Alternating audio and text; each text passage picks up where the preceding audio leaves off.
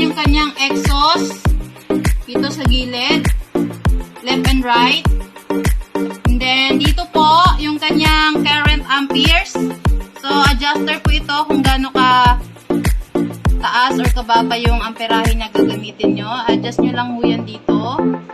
And then, dito po yan mag-a-appear mga ka-Screwtech, yung amperahe. And then, dito naman po, sa minus, ay yung ground clamp po dito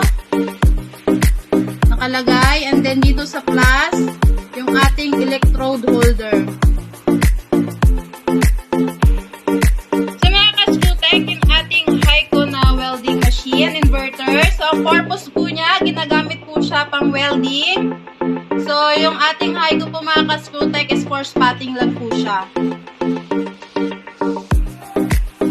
And easy to carry po siya mga ka-Screwtech kasi maliit lang po siya. So, in case na nasa matataas kayo ng mga building or matataas na lugar, pwede nyo po siyang bitbitin.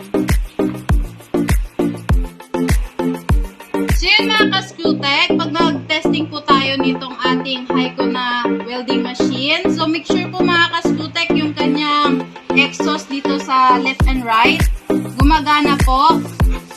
So itatouch na lang po natin. Pag may hangin po na lumalabas, ibig sabihin gumagana po yun. Kasi pag hindi po gumana yung ating exhaust, may tendency po na masira yung mga wirings niya sa loob.